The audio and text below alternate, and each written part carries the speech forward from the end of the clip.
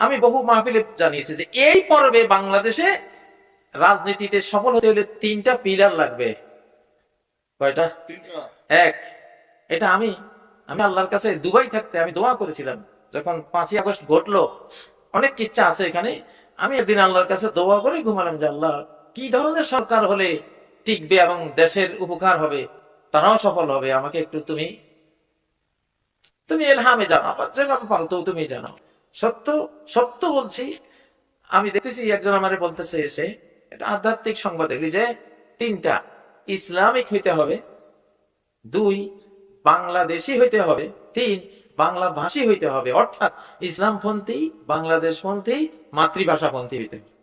আল্লাহু আকবার, আল্লাহু আকবার। এখন এই 3পন্থী হওয়ার সুযোগ আমাদের সব বাংলাদেশীর আছে না নেই? আসো না বাবারা, তোমরা যেই থাকো না কেন, যা এখন ইসলামের শতাব্দী, আমি ইসলামপন্থী হই, আমি কোরআনপন্থী, ঠিক না?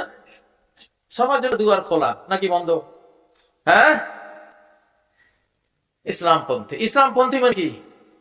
এই মানচিত্র 1947 সালের 14ই আগস্ট, অর্থাৎ আরবি হিসাবে রমজান 27 তারিখ কদরের রাতে এই মানচিত্র আল্লাহ তাআলা সৃষ্টি করেছে। আল্লাহু আকবার। পৃথিবীতে একটা রাষ্ট্র আছে, শুধু শত শত রাষ্ট্রের মধ্যে একটা রাষ্ট্র যেটা কদরের রাতে জন্ম লাভ করেছে, সেটা এই রাষ্ট্রটা, এই মানচিত্রটা। ওইটা হলো হিন্দু মানচিত্র, এটা হলো মুসলিম মানচিত্র। ভারত হলো হিন্দু মানচিত্র, সেটা 27 রমজানের পরের দিন ব্রিটিশ অফিসার ঘোষণা দিয়েছে, কিন্তু রাত্রে আগের দিন, ভোরের আগে রাত্রে 27 তারিখের একবারে লাইলাতুল কদরে ঘোষণা দিয়েছে এই মানচিত্রের কথা, যে এটা মুসলিম হবে। আল্লাহু আকবার।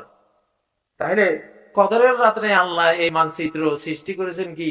তুমি ওই 72 ওই কিনা কয় ওই ওই ওই সেকুলারদের, হ্যাঁ, 20টা দিয়ে দেয় চালাইবার জন্য। ওটা তো আরেক 20টা, সেদিকের নাম কি?